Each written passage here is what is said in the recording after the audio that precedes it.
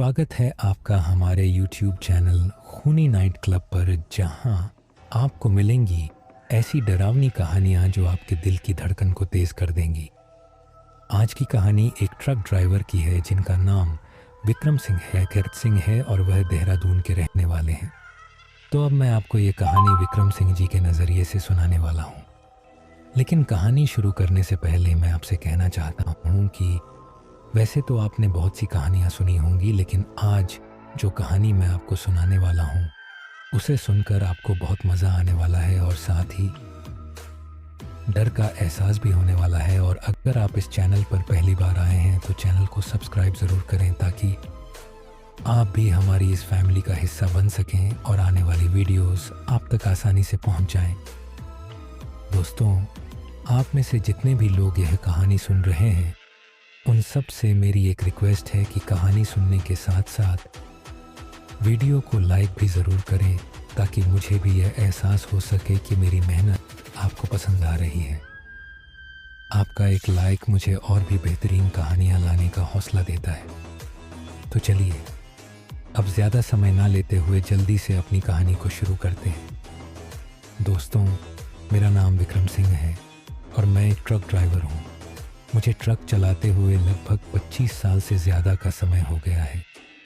इतने सालों तक ट्रक चलाने के कारण मुझे काफ़ी अच्छा अनुभव भी हो गया है। हम ट्रक ड्राइवर्स की ज़िंदगी आसान नहीं होती।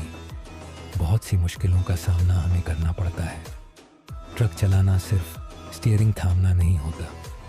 यह एक जिम्मेदारी होती है जिसे हमें निभाना पड़ता है और यही हमारी रोज़ी रोटी होती है, जिसकी वजह से ही हमारे घर का चूल्हा अच्छे से जलता है। दोस्तों, हर इंसान का कोई ना कोई सपना ज़रूर होता है जिसे पाने के लिए वह काफ़ी मेहनत करता है, लेकिन कभी कभी ज़िंदगी ऐसा मोड़ ले लेती है कि हमें उस सपने को भूल जाना पड़ता है और फिर अपनी ज़िंदगी को एक अलग पटरी पर दस लाना पड़ता है। हाँ दोस्तों, मेरा भी एक सपना था कि मैं भी पढ़ लिख कर एक बड़ा आदमी बनूं, अच्छे पैसे कमाऊं, अपने माँ बाप का नाम रोशन करूं। और मेरे पिताजी का भी यही सपना था कि हम दोनों भाई पढ़ लिख कर एक अच्छी ज़िंदगी जीऊं। लेकिन शायद किस्मत को कुछ और ही मंजूर था। मेरे जो पापा थे वह भी एक ट्रक ड्राइवर थे, लेकिन फिर एक दिन एक सड़क हादसे में वो हमें हमेशा की केक से लिख कर छोड़कर चले गए। उस वक्त हम पर जैसे पूरा पहाड़ टूट पड़ा था। पापा के ट्रक चलाने से ही हमारे घर का गुजारा चलता था। मेरे अलावा मेरा एक छोटा भाई भी है और मेरी माँ की तबीयत भी कुछ ठीक नहीं रहती। वो ज़्यादातर बीमार रहती हैं। पापा के चले जाने के बाद घर की सारी जिम्मेदारियाँ मेरे कंधों पर आ गई। उस समय मेरी उम्र सिर्फ 17 साल की थी। छोटे भाई की पढ़ाई और माँ की दवाइयों का खर्चा अब किसी भी तरह मुझे ही चलाना था। अपनी पढ़ाई छोड़नी पड़ी क्योंकि घर चलाने के लिए यह निर्णय मुझे लेना पड़ा। पहले 2 साल मैंने खलासी का काम किया, जिससे मुझे थोड़े बहुत पैसे मिलते थे। उन्हीं पैसों से हमारे घर का गुजारा चलता था। वो पैसे ज़्यादा तो नहीं होते थे कि एक अच्छी ज़िंदगी जी जा सके, लेकिन हाँ, इतना कमा लेता था कि रोटी का गुजारा हो जाता था। खैर, उसके बाद मैंने ट्रक चलाना सीख लिया और अब मुझे ट्रक चलाते हुए पूरे 25 साल हो चुके हैं। आज मेरे घर का गुजारा अच्छे से चलता है। ट्रक ड्राइवर की ज़िंदगी में दिन रात का कोई नियम नहीं होता। हमें जब भी ऑर्डर मिलता है हम माल डिलीवर करने के लिए निकल पड़ते हैं। दोस्तों, वैसे तो मैंने अपनी ज़िंदगी में बहुत सफ़र किए हैं। हर हालात में अपने ट्रक की स्टीयरिंग को संभाला है, लेकिन एक सफ़र ऐसा था जिसने मेरी ज़िंदगी को पूरी तरह से बदल कर रख दिया। वो रात इतनी भयानक हो सकती थी, यह मैंने कभी सोचा भी नहीं था। आज भी जब मैं उस रात को याद करता हूँ तो वह मंजर मेरी आंखों के सामने ताज़ा हो जाता है। और फिर जो मेरी हालत होती है वो मैं आप लोगों को बता भी नहीं सकता। डर के कारण मेरे रोंगटे खड़े हो जाते हैं। आज मैं आपको उसी मनहूस रात की आप बीती सुनाने वाला हूँ। दोस्तों, यह जो हादसा मेरे साथ हुआ था यह आज से लगभग 15 साल पहले की बात है। तब मुझे एक माल की डिलीवरी करने जाना था और इस बार मुझे एक गांव के गोदाम में अपना माल पहुंचाना था। वो जो गांव था उस शहर से काफ़ी दूर पड़ता था। लगभग 7 से 8 घंटे का सफ़र मुझे करना था। अब आज से पहले मैं कभी भी उस तरफ नहीं गया था। ऐसा पहली बार था कि मैं उस दिशा में जाने वाला था। दोस्तों, मेरे साथ उस वक्त कोई खलासी भी नहीं था। मैं ज़्यादातर अकेले ही सफ़र करता था। कई जगहों पर खलासी की ज़रूरत पड़ती है, लेकिन सच कहूँ तो मुझे अकेले ही सफ़र करना अच्छा लगता है। ट्रक में रेडियो ऑन करके गानों का लुत्फ़ उठाओ और अपनी मंजिल की तरफ बढ़ते रहो, यही मेरी सोच थी। खैर, उस गांव की तरफ निकलने से पहले मैं अपने ट्रक में माल को लोड करवाता हूँ और फिर अपने दिन का खाना खाता हूँ। हाँ दोस्तों, इस बार माल लोड करते करते दिन के 2 बजे हो गए थे, क्योंकि मैं पहले से ही थोड़ा लेट हो गया था। इससे पहले मैंने शहर की ही एक जगह पर माल डिलीवर किया था, तो उसी वजह से मुझे देर हो गई। अब जैसा कि मैंने आप लोगों को पहले भी बताया है, हम ट्रक ड्राइवर्स का कोई पक्का वक्त नहीं होता। जब ऑर्डर मिलता है तो हमें बस माल डिलीवर करने के लिए निकलना पड़ता है। दिन के 2 बजे तक माल अच्छे से लोड हो जाता है। उसके बाद मैं ट्रक के कागज़ों का काम ख़त्म करके माल डिलीवर करने के लिए ट्रक में चढ़ जाता हूँ। दोस्तों, लगभग शाम के 4 बजे मैं अपने ट्रक को लेकर अपनी मंजिल की तरफ चल पड़ता हूँ। लेकिन शायद मुझे इस बात का ज़रा भी अंदाज़ा नहीं था कि आज मैं जिस दिशा में जा रहा हूँ उस तरफ मेरे साथ कुछ ऐसा होने वाला है जिसकी मैंने कभी कल्पना भी नहीं की थी। खैर, कुछ देर सफ़र करने के बाद मैं शहर की सीमा पार कर देता हूँ। सच कहूँ तो उस दिन मुझे सफ़र करने में बड़ा मज़ा आ रहा था। मैंने ट्रक में रेडियो ऑन किया था और गानों का मज़ा ले रहा था। ऐसा लग रहा था जैसे सब कुछ मेरे हिसाब से चल रहा हो। लेकिन तभी मुझे याद आता है कि मेरे ट्रक की हेडलाइट्स में कई दिनों से कुछ दिक्कत आ रही है। रात के वक्त तो कई जगहों पर उनकी रोशनी बहुत कम हो जाती थी, जिससे मुझे आगे का रास्ता देखने में बड़ी परेशानी होती थी। और फिर मैं सोचता हूँ, आज तो मुझे एक गांव के गोदाम तक माल लेकर जाना है। ना जाने रास्ता कैसा होगा, और अगर इन हेडलाइट्स ने बीच रास्ते में धोखा दे दिया तो फिर मेरे लिए बड़ी मुसीबत हो जाएगी। अभी तो रोशनी है, कोई दिक्कत नहीं, लेकिन जैसे ही रात होगी फिर मुश्किलें बढ़ सकती हैं। इसी बात को दिमाग में रखते हुए मैं पहले किसी मैकेनिक को ढूंढने की सोचता हूँ जो मेरी इस परेशानी को दूर कर सके। कुछ देर और चलने के बाद मुझे एक वर्कशॉप दिखती है। उसे देखकर मेरे दिल में थोड़ी उम्मीद जगती है कि शायद यहाँ मुझे कुछ मदद मिल जाए। मैं अपना ट्रक उस वर्कशॉप की तरफ मोड़ देता हूँ और मेरा अंदाज़ा सही निकलता है। वहाँ मुझे एक मैकेनिक मिलता है जो मेरे ट्रक की हेडलाइट्स की दिक्कत को ठीक कर देता है। थोड़ी देर वहाँ रुकने के बाद मैं फिर से अपने सफ़र की ओर निकल पड़ता हूँ। लेकिन इस बार मेरे दिल में एक सुकून होता है कि चलो, आज तो इस हेडलाइट्स वाली समस्या से जान छूटी। हर रोज़ इसकी टेंशन लगी रहती थी कि कहीं ये बीच रास्ते में धोखा ना दे दे। खैर, इस बात को सोचने के बाद मैं लगातार अपनी मंजिल पर आगे की तरफ बढ़ता रहता हूँ। काफ़ी देर तक सफ़र करने के बाद अब शाम हो जाती है। मेरी सोच बस यही थी कि जितना जल्दी हो सके उस गांव तक पहुंचा जाए। लेकिन वो गांव अभी काफ़ी दूर था, तो वहां पहुंचते पहुंचते मुझे काफ़ी रात होने वाली थी। कुछ देर और आगे चलने के बाद अब रात हो जाती है। इतनी देर सवार करने के बाद अब मुझे काफ़ी भूख भी लगी थी। उसके बाद मैं सोचता हूँ कि क्यों ना पहले अपनी भूख को शांत किया जाए। वैसे भी जिस गांव की तरफ मैं जा रहा हूँ उस गांव की तरफ जाने वाली सड़क पर तो कोई ढाबा मुझे मिलने वाला नहीं है। तो जब तक मैं इस हाईवे पर हूँ तो किसी अच्छे से ढाबे पर जाकर क्यों ना खाना खा लिया जाए। मैं अब पूरी तरह से खाना खाने का मन बना चुका था, क्योंकि मुझे अब काफ़ी ज़ोरों से भूख लगी हुई थी और बिना खाना खाए तो ट्रक चलाना मेरे लिए मुश्किल होता जा रहा था।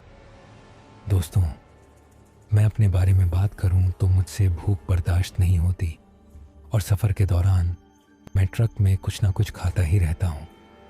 लेकिन आज मैं जब से माल लेकर शहर से निकला हूं तब से अभी तक मैंने कुछ भी खाया नहीं था। हाँ, निकलने से पहले मैंने खाना खाया था, लेकिन अब रात के 8 बजे बजने को आए थे तो तभी मुझे भूख भी लगी हुई थी। खैर, थोड़ा और आगे की तरफ अपने ट्रक को बढ़ाने के बाद मुझे एक ढाबा नज़र आता है। ढाबे को देखकर मेरी भूख और भी ज़्यादा बढ़ जाती है। उस ढाबे को देखकर मैं अपने ट्रक को उस ढाबे की तरफ ले जाता हूँ और फिर अपने ट्रक को उस ढाबे की पार्किंग में लगा देता हूँ। उसके बाद मैं ट्रक से उतरकर उस ढाबे में चला जाता हूँ। मेरे अलावा उस ढाबे में और भी लोग मुझे खाना खाते नज़र आते हैं। उनमें से बहुत से लोग मेरी ही तरह ट्रक ड्राइवर थे और कुछ लोग शायद यात्री थे। खैर, उसके बाद मैं भी खाने का ऑर्डर दे देता हूँ और फिर कुछ ही देर में खाना भी आ जाता है। खाना सच में काफ़ी स्वादिष्ट था। अब वो मुझे भूख के कारण वैसा लग रहा था या फिर कुछ और कारण था, ये मैं नहीं जानता। लेकिन हाँ, उस वक्त मुझे खाना काफ़ी मज़ेदार लग रहा था। खैर, अभी मैं खाना खा ही रहा था कि तभी एक आदमी मेरे पास आ जाता है और फिर मुझसे पूछता है कि उस्ताद जी, आप किधर जा रहे हो? उसकी बात सुनकर पहले तो मैं सोचता हूँ कि यह ज़रूर कोई ढाबे पर काम करने वाला होगा, लेकिन फिर उसकी बात का जवाब देते हुए मैं उसे अपनी मंजिल के बारे में बताता हूँ। मेरी बात सुनकर वह आदमी मुझसे कहता है कि उस्ताद जी, दरअसल मेरा पर्स कहीं गिर गया है, उसमें कुछ पैसे थे, अब तो वह भी चले गए। मैं अपने घर को जा रहा था, लेकिन किराया ना होने के कारण मुझे गाड़ी वाले ने यहीं बीच रास्ते में उतार दिया है। मैं काफ़ी परेशान हूँ, कुछ समझ नहीं आ रहा कि क्या करूँ। घर में मेरी बीवी और बच्चे मेरे लिए परेशान हो रहे होंगे। आप अगर मुझे थोड़ा आगे तक लिफ्ट दे देते तो आपकी बड़ी मेहरबानी होती। मैंने काफ़ी लोगों से लिफ्ट मांगी, लेकिन कोई भी मुझे लिफ्ट नहीं दे रहा। मैं काफ़ी देर से पैदल चलता हुआ यहाँ तक पहुँचा हूँ। काफ़ी देर तक पैदल चलने के बाद मैं थक चुका हूँ। अगर आप मुझे लिफ्ट दे देते तो आपका बहुत उपकार होगा। उस आदमी की बात सुनकर मुझे उस पर रहम आ जाता है और फिर मैं उससे कहता हूँ, यह तो काफ़ी गलत हुआ आपके साथ। कोई बात नहीं, आप फिक्र मत कीजिए, मैं ज़रूर आपकी मदद करूँगा। आपको जहाँ तक जाना है आप मेरे साथ चल सकते हो। मेरी बात सुनकर वह आदमी काफ़ी ज़्यादा खुश हो जाता है। उसके बाद मैं उससे पूछता हूँ, खाना खाओगे? तो मेरी बात सुनकर वह आदमी मुझसे कहता है, नहीं उस्ताद जी, आप मुझे मेरी मंजिल पर छोड़ दो, उतना ही काफ़ी है। उस आदमी की हालत देखकर मुझे उसके लिए काफ़ी बुरा लग रहा था। सबसे पहले तो मैं उसे उस ढाबे पर खाना खिलाता हूँ, हालांकि वो मुझे मना भी कर रहा था कि नहीं, मुझे खाना नहीं खाना, लेकिन उसकी हालत उसके बारे में मुझे साफ साफ बता रही थी कि वह काफ़ी देर से भूखा भी है। खैर, खाना खाने के बाद वो आदमी और हम दोनों ट्रक में चढ़ जाते हैं और फिर मैं अपने ट्रक को लेकर आगे की तरफ बढ़ जाता हूँ। ट्रक में चढ़ने के बाद वो आदमी काफ़ी देर तक शांत बैठा रहता है, लेकिन फिर मैं ही उस आदमी से पूछता हूँ, क्या बात हो गई, आप इतने खामोश क्यों बैठे हो? तो मेरी बात सुनकर वह आदमी मुझसे कहता है, कुछ नहीं उस्ताद जी, ये तो शुक्र है कि आज आप मुझे मिल गए।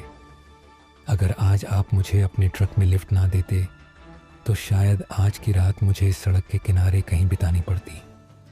उसकी बात सुनकर मैं उससे कहता हूँ, ऐसा कुछ नहीं है, अगर आपकी मदद मैं ना करता तो कोई और कर देता।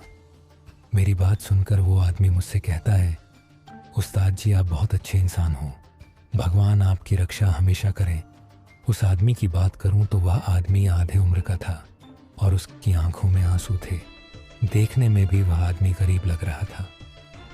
खैर, उसके बाद मैं उस आदमी से पूछता हूँ, बाबा आपको कहाँ तक जाना है? तो मेरी बात सुनकर वो आदमी मुझसे कहता है, यहाँ से 10 किलोमीटर की दूरी पर मेरा गांव है, बस वहीं तक जाना है। मुझे भी उसी तरफ से निकलना था तो दिक्कत वाली कोई बात नहीं थी। उसके बाद वो आदमी मुझसे कहता है, आप अपने ट्रक को लेकर कहीं जा रहे हो? तो मैं उस आदमी को उस गांव का नाम बता देता हूँ और फिर उससे कहता हूँ, बाबा आप तो इसी तरफ के हो, आप तो उस गांव को जानते होंगे क्या? आप मुझे बता सकते हो कि अभी मुझे कितना समय और लगेगा वहाँ पहुँचने में? तो मेरी बात सुनकर वो आदमी मुझसे कहता है, हाँ मैं उस गांव को जानता हूँ, वहाँ पहुँचने में आपको अभी लगभग 2 घंटे का सफ़र और करना पड़ेगा। अब जब वो आदमी मुझसे यह बात करता है तो मैं उससे पूछता हूँ, तो फिर तो अभी वो गांव काफ़ी दूर है, क्या वहाँ पहुँचने के लिए कोई और रास्ता नहीं है जहाँ थोड़ी जल्दी पहुँच जाए? तो मेरी बात सुनकर वो आदमी मुझसे कहता है, देखो उस्ताद जी, रास्ता तो है लेकिन मैं आपको उस रास्ते के बारे में नहीं बताऊंगा। उस आदमी के मुंह से यह बात सुनकर मैं उससे कहता हूँ, आप ऐसा क्यों कह रहे हो? आप क्यों उस रास्ते का पता मुझे नहीं बता रहे?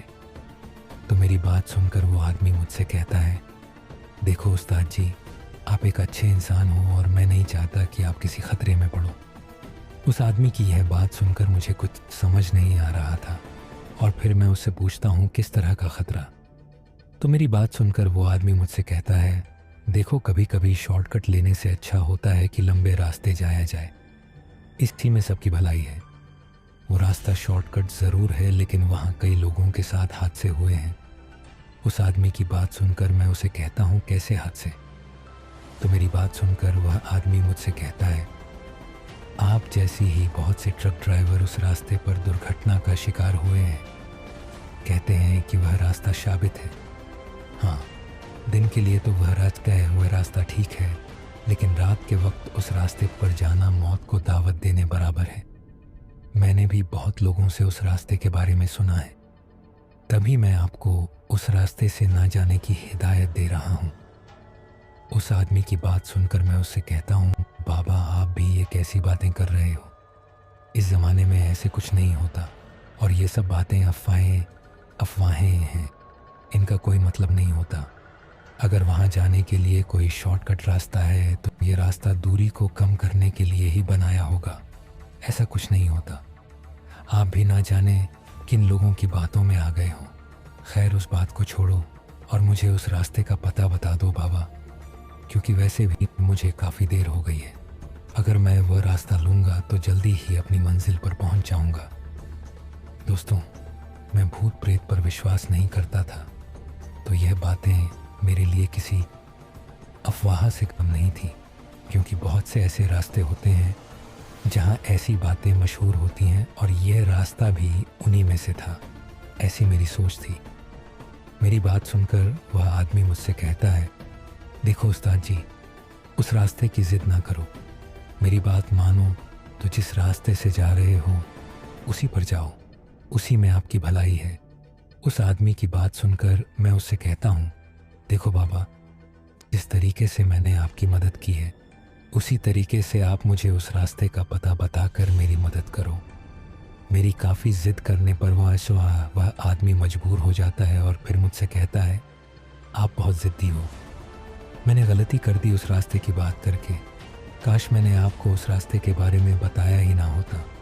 उसके बाद वो आदमी मुझसे कहता है, ठीक है, मैं आपको उस रास्ते के बारे में बताता हूँ, लेकिन अगर आप अपनी मंजिल पर सही सलामत पहुँचना चाहते हो तो उस रास्ते से मत जाना, इसी में आपकी भलाई है। आपने मेरी मदद की है, तभी मैं आपसे यह बात कर रहा हूँ और मैं नहीं चाहता कि मेरी वजह से आप किसी खतरे में पड़ो। उस आदमी की बात सुनकर मैं उससे कहता हूँ, उसकी फ़िक्र आप मत करो बाबा, बल्कि आप मेरी मदद ही करोगे उस रास्ते को बताकर। उसके बाद मैं उस आदमी से यह भी कहता हूँ, आप मेरी फ़िक्र मत करो, मैं उस रास्ते से नहीं जाऊँगा।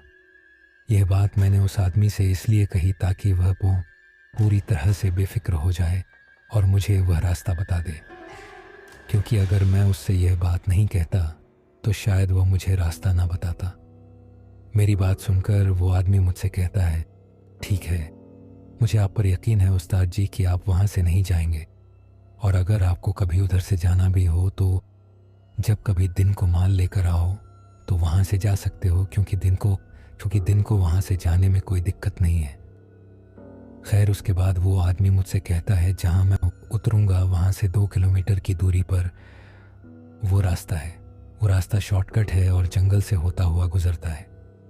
वो रास्ता सीधा आपको आपकी मंजिल तक जल्दी पहुँचा देगा, लेकिन जो बात मैंने आपको बताई है कि रात को वहाँ से मत जाना, ये रास्ता मैंने आपको तभी बताया है कि जब कभी आप दिन के वक्त आओ तो वहाँ से जा सकते हो। गलती से भी रात के वक्त वहाँ से मत जाना। उसके बाद मैं उस आदमी से कहता हूँ, कोई बात नहीं बाबा, मैं वहाँ से नहीं जाऊँगा, आप बेफिक्र हो जाओ। खैर थोड़ी देर बाद उस आदमी की मंजिल आ जाती है, मतलब कि जहाँ उस आदमी को उतरना था। वो आदमी मेरे ट्रक से उतर जाता है और हाथ जोड़कर मेरा शुक्रिया अदा करता हुआ मुझसे कहता है, आज अगर आप मुझे अपने ट्रक में लिफ्ट ना देते तो शायद आज मैं अपने घर ना पहुंच पाता। उसकी बात सुनकर मैं मुस्कुराते हुए कहता हूँ, कोई बात नहीं बाबा, आखिर आदमी ही आदमी के काम आता है। उसके बाद वो आदमी मुझे फिर से उस रास्ते से ना जाने की चेतावनी देता है। उसकी बात सुनकर मैं उसे यकीन दिलाता हूँ कि मैं वहाँ से नहीं जाऊँगा, आप आराम से अपने घर चले जाइए। खैर उस आदमी के जाने के बाद मैं अपने ट्रक को आगे की तरफ बढ़ा लेता हूँ, लेकिन ट्रक चलाते चलाते मैं सोचता हूँ आज भी ऐसी बातें गाँवों में मशहूर होती हैं। उसके बाद मैं इस बात पर हंस देता हूँ कि आज के वक्त में भी लोग ऐसी बातों पर यकीन करते हैं।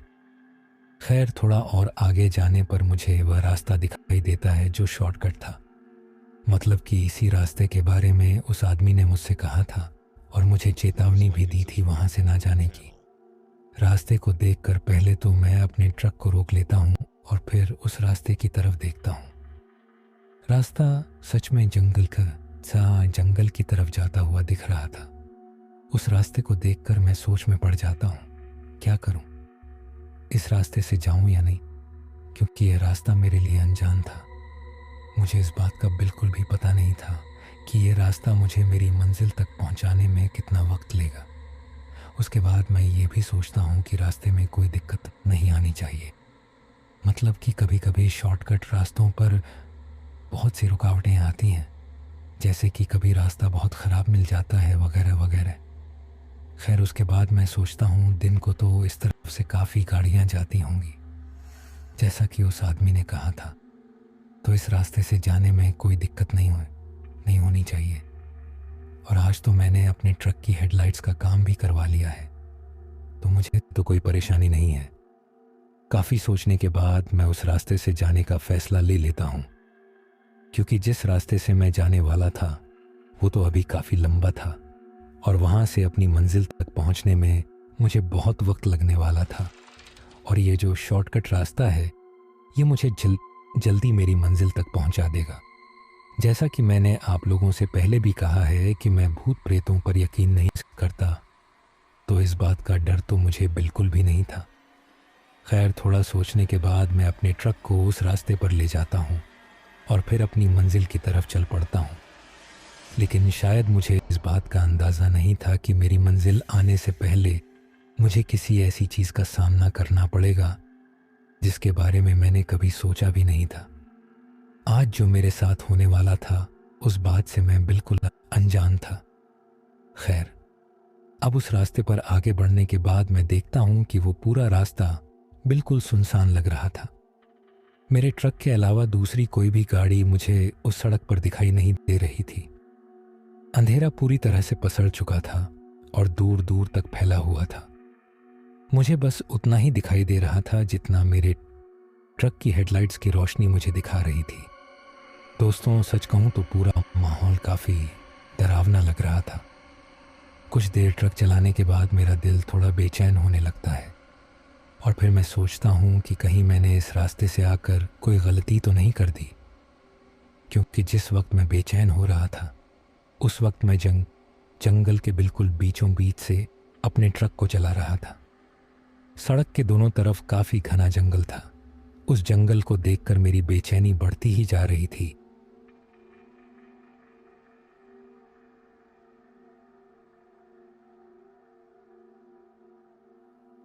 क्योंकि जिस आदमी को मैंने लिफ्ट दी थी उसने मुझसे कहा था कि मेरी तरह बहुत से ट्रक ड्राइवर इस रास्ते का शिकार हुए हैं। शायद इस रास्ते पर लुटेरे ही होंगे जो उन हादसों को अंजाम देते हैं जो उस आदमी ने मुझसे कहे थे। लुटेरे लूट कर अपना काम कर देते होंगे और नाम भूत का लगा देते होंगे, तभी तो रात के वक्त यहाँ से कोई नहीं आता। दोस्तों सच कहूँ तो उस वक्त मेरे अंदर काफ़ी सवाल उठ रहे थे। एक वक्त तो ऐसा लगा कि जैसे मैं अभी अपना ट्रक वापस ले लूं, लेकिन सड़क इतनी चौड़ी नहीं थी कि मैं अपना ट्रक आसानी से मोड़ पाऊं। अब मैं फैसला कर चुका था कि अब जो हो जाए मुझे इसी रास्ते से अपनी मंजिल तक पहुंचाना है। खैर, कुछ देर और चलने के बाद मैं एक पुल पर पहुंच जाता हूं। हाँ दोस्तों, एक पुल पर जो कि एक नदी के ऊपर बना था। उस पुल के नीचे एक नदी बह रही थी और वह नदी देखने में काफ़ी गहरी लग रही थी। खैर, उस पुल को देखने के बाद मैं अपने ट्रक को उस पुल पर चला लेता हूँ, क्योंकि उसी पुल को पार करने के बाद मैं सड़क के दूसरी ओर पहुँचूँगा। खैर, अब जैसे ही मैं अपना ट्रक उस पुल पर चढ़ा लेता हूँ कि तभी मुझे कुछ ऐसा दिखाई देता है जिसे देखकर मुझे थोड़ा अजीब लगता है और मैं अपने ट्रक को धीमा कर देने लगता हूँ। दोस्तों, अब आप लोग ये सोच रहे होंगे कि ऐसा मैंने क्या देख लिया जो मैंने अपना ट्रक धीमा कर दिया और मुझे अजीब भी लगा। तो आपको बताता चलूं कि मैं देखता हूं कि एक औरत काफ़ी तेज़ी से मेरे ट्रक की तरफ दौड़ती आ रही है और उसके साथ एक छोटा सा लड़का भी था। उस लड़के की उम्र यही कोई 10 साल की होगी। वो लड़का भी उस औरत के पीछे पीछे दौड़ रहा था।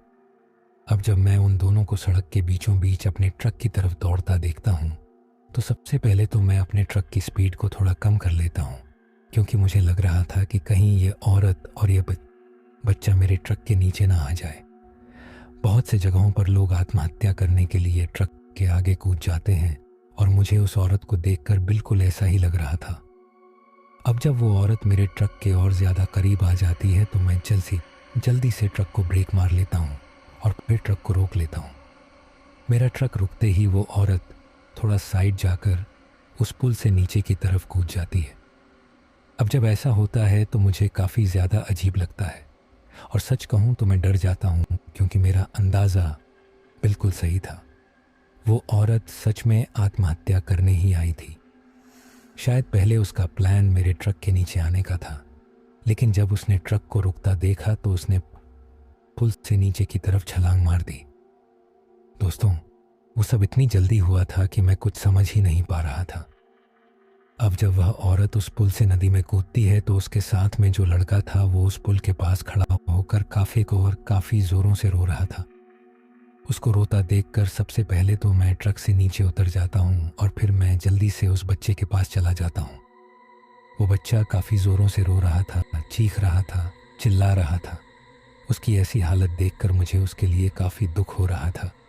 उसके बाद मैं जल्दी से उस पुल से नीचे की तरफ देखता हूँ तो मुझे दिखाई देता है कि वह औरत अपने दोनों हाथ ऊपर की तरफ उठाते हुए नदी में डूब रही थी। अब जब मैं उस औरत को उस नदी में डूबता देखता हूँ तो मुझसे रहा नहीं जाता और उसे बचाने के लिए मैं भी उस पुल से नीचे की तरफ उस नदी में कूद जाता हूँ। दोस्तों, मुझे तैरना आता था तो दिक्कत वाली कोई बात नहीं थी।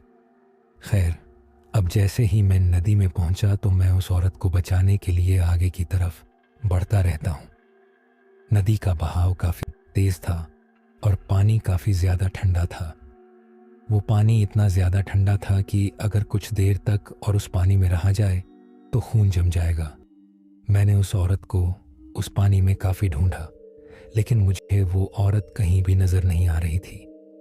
काफ़ी देखने के बाद भी जब मुझे वो औरत नज़र नहीं आती तो मैं पानी से बाहर निकलने का फ़ैसला करता हूँ, क्योंकि मुझे यकीन हो चुका था कि ज़रूर वो औरत इस पानी में डूब गई होगी, क्योंकि अगर वह औरत डूबी ना होती तो मुझे कहीं ना कहीं दिख ही जाती। शायद पानी का बहाव उसे इतनी तेज़ी से आगे की तरफ बढ़ा कर ले चुका था, और यह भी हो सकता है कि पानी के इतने ज़्यादा ठंडे होने के कारण वो बेहोश हो गई हो और फिर डूब गई हो। इसी बात को सोचकर मैं किनारे की तरफ आ जाता हूँ, लेकिन किनारे पर पहुंचकर जो मैं देखता हूँ उसे देखकर मेरी आंखें फटी की फटी रह जाती हैं। दोस्तों, अब आपके मन में भी यही बात आ रही होगी कि अब मैंने ऐसा क्या देख लिया जिसे देखकर मैं हैरान था। तो आपको बताता चलूं कि जैसे ही मैं उस नदी के किनारे पर पहुंचता हूं तो मैं देखता हूं कि एक बड़े से पत्थर पर एक औरत बैठी हुई है और उसके कपड़े और बाल भीगे हुए नजर आ रहे थे। उसके बाल उसके चेहरे को ढके हुए थे। अब जब मैं उस औरत को उस तरीके से उस पत्थर पर बैठा देखता हूँ तो मुझे काफ़ी अजीब लगता है। और सच कहूँ तो पहली नज़र में उसको देखकर मैं काफ़ी ज़्यादा चौंक गया था। खैर, उसकी वेशभूषा को देखकर मुझे यह वही औरत लग रही थी जो उस पुल से इस नदी में कूदी थी। अब जब मैं उस औरत को उस पत्थर पर बैठा देखता हूँ तो मुझे काफ़ी ज़्यादा गुस्सा आता है, क्योंकि अगर उसे तैरना आता था तो वो क्यों इस नदी में कूदी। और मैंने उस औरत को पानी में ढूंढते वक्त काफ़ी आवाज़ें भी लगाई थीं, लेकिन मेरी आवाज़ों का उसने कोई जवाब नहीं दिया था। और अब यह इतनी चैन से पत्थर पर बैठी हुई है। उसके बाद मैं उस औरत के करीब जाता हूँ और उससे कहता हूँ, अरे मैडम, तुम पागल हो क्या? आखिर तुम आत्महत्या क्यों करना चाहती हो? कम से कम अपना नहीं तो अपने बच्चे का ख्याल तो करो। वह बेचारा काफ़ी ज़ोरों से उस पुल पर रो रहा है। अगर तुम्हें तैरना आता था तो तुम क्यों इस नदी में कूदी? तुम्हारे चक्कर में मैंने भी अपने पूरे कपड़े भिगा दिए। कम से कम तुम मुझे आवाज़ तो लगा ही सकती थी कि मैं यहाँ हूँ। तुम्हारा परिवार कहाँ है? और तुम इतनी रात को इस सुनसान रास्ते पर क्या कर रही हो? कम से कम अपना नहीं तो अपने बच्चे और परिवार का सोचो। उसके बाद मैं उसे ये भी कहता हूँ, तुम सच में पागल हो क्या, जो तुम्हें कुछ सुनाई नहीं दे रहा कि मैं क्या बोल रहा हूँ? मेरे काफ़ी बोलने पर भी वो औरत बिल्कुल चुपचाप वैसी ही उस पत्थर पर बैठी रहती है। अब जब वो मेरी एक भी बात का जवाब नहीं देती तो मुझे और भी ज़्यादा गुस्सा आ जाता है, क्योंकि उसके चक्कर में मुझे काफ़ी देर हो गई थी। उसके बाद मैं उस औरत के थोड़ा और करीब जाता हूँ और अपना हाथ उसके कंधे पर डालकर उससे कहता हूँ, तुम्हें मेरी बात सुनाई नहीं दे रही क्या? अब जैसे ही मैंने अपना हाथ उसके कंधे पर रखा ही था कि अचानक उस औरत से मुझे एक गुर्राने की आवाज़ आती है। अब जैसे ही मैं उस गुर्राने की आवाज़ को सुनता हूँ तो मैं एकदम से अपना हाथ उसके कंधे से हटा देता हूँ और फिर थोड़ा पीछे की तरफ हो जाता हूँ। दोस्तों, उसको गुर्राता देखकर मेरी तो हालत ही ख़राब हो जाती है और मैं डर के मारे उसे कहता हूँ कि कौन हो तुम? मेरी बात सुनकर वो और भी ज़्यादा गुर्राने लगती है और अपने चेहरे को थोड़ा ऊपर की तरफ करती है। अब जैसे ही वह औरत अपने चेहरे को थोड़ा ऊपर की तरफ करती है तो मैं देखता हूँ कि उसके चेहरे को ढकने वाले बाल थोड़े साइड हो जाते हैं और फिर मेरी नज़र उसकी आंखों पर पड़ती है। अब जैसे ही मेरी नज़र उसकी आंखों पर पड़ती है तो मेरे पैरों के नीचे से मानो ज़मीन निकल जाती है। उसकी आंखें पूरी तरह से सफ़ेद नज़र आती हैं, बिना किसी पुतलियों के। अब जैसे मैंने उसकी यह आंखें देखनी ही थी कि अब मुझे पूरी तरह से यकीन हो जाता है कि यह औरत कोई आम इंसान नहीं हो सकती। यह ज़रूर कोई चुड़ैल है और अब मेरा यहाँ से बचना लगभग नामुमकिन है। उस औरत को घुर्राता देख और उसकी आंखों को देखकर मेरी उस वक्त जो हालत थी वो मैं आप लोगों को बता भी नहीं सकता। मेरा दिल इतने ज़ोरों से धड़क रहा था कि मानो अभी डर के कारण अंदर ही फट जाएगा। उस नज़ारे को देखकर मेरी हालत इतनी ज़्यादा ख़राब हो गई थी कि कुछ देर तो मेरे दिमाग ने काम करना ही बंद कर दिया था। मैं भूत प्रेतों पर विश्वास नहीं करता था, लेकिन आज जो कुछ मेरे साथ हो रहा था उसे देखकर मैं पूरी तरह से समझ चुका था कि ऐसी बलाएं भी इस दुनिया में हो सकती हैं। खैर, अपने आप को थोड़ा पीछे की तरफ धकेल कर मैं जितना जल्दी हो सके वहाँ से भागने की कोशिश करता हूँ, लेकिन शायद मेरी कोशिश किसी काम की नहीं रहती, क्योंकि मैं जितनी भी भागने की कोशिश कर रहा था मैं बार बार गिरता जा रहा था। ऐसा लग रहा था मानो किसी अदृश्य ताकत ने मेरे पैरों को जकड़ कर रखा हो। मैं काफ़ी ज़ोरों से चीख रहा था, चिल्ला रहा था, लेकिन मुझे अपनी जान बचाने के लिए कोई रास्ता नज़र नहीं आ रहा था। लेकिन फिर तभी मुझे हनुमान जी की याद आती है और मैं हनुमान जी का नाम ज़ोरों से जपने लगता हूँ। मुझे हनुमान चालीसा नहीं आती थी, लेकिन हनुमान जी का नाम लगातार जपने की वजह से मुझे ऐसा महसूस होता है जैसे मैं किसी बंधन से छूट रहा हूँ। मतलब कि अब मुझे अपने पैरों पर कोई अदृश्य ताकत महसूस नहीं हो रही थी। हनुमान जी का नाम लेते लेते मैं वहाँ से भागने लगता हूँ। तभी भागते भागते मुझे एक रास्ता नज़र आता है जो उस नदी से ऊपर की तरफ जाता था, मतलब उस पुल की तरफ जहाँ मेरा ट्रक खड़ा था। मैं वक्त बर्बाद ना करते हुए जितनी जल्दी हो सके उस रास्ते पर ऊपर की तरफ भागने लगता हूँ। जैसे जैसे मैं ऊपर की तरफ भाग रहा था, मेरे पीछे काफ़ी अजीबोगरीब आवाज़ें मुझे सुनाई दे रही थीं। कभी मुझे उस औरत के चिल्लाने की आवाज़ सुनाई देती तो कभी उस बच्चे के रोने की। लेकिन इन सब बातों को अनसुना करता हुआ मैं उस रास्ते से ऊपर की तरफ बढ़ता ही जा रहा था। कुछ देर चलने के बाद मैं ऊपर उस पुल पर पहुंच जाता हूं और फिर जितनी जल्दी हो सके अपने ट्रक में चढ़ जाता हूं। उस पुल पर अब मुझे वह लड़का भी नज़र नहीं आ रहा था जो अभी कुछ देर पहले रो रहा था। एक बात तो थी कि हनुमान जी का नाम जपने के कारण मैं सही सलामत अपने ट्रक तक पहुंच चुका था। अब मैं बिल्कुल भी देरी ना करते हुए हनुमान जी का नाम लेकर ट्रक को स्टार्ट करता हूं और ट्रक आसानी से स्टार्ट भी हो जाता है। उसके बाद मैं काफ़ी तेज़ी से वहाँ से निकल जाता हूँ। ट्रक को काफ़ी तेज़ी से वहाँ 2 से निकाल कर मैं अपने अंदर बस यही सोच रहा था कि उस आदमी की बात बिल्कुल सही थी। जिस आदमी को मैंने लिफ्ट दी थी, ये रास्ता सच में शापित है। काश मैंने उस आदमी की बात मान ली होती तो आज मेरे साथ ये ना होता जो अब हो रहा है। मैं उस वक्त डर के कारण रो भी रहा था और अपने आप को कोस रहा था कि आखिर क्यों मैंने ये शॉर्टकट लिया। दोस्तों, वहाँ से थोड़ी दूर और आगे आने के बाद मुझे फिर से एक औरत दिखाई देती है। वो औरत मुझसे लिफ्ट मांगती है, लेकिन इस बार मैं बिना ब्रेक लगाए आगे की तरफ बढ़ जाता हूँ क्योंकि अब मुझे पूरी तरह से यकीन हो गया था कि यह सब छलावा है।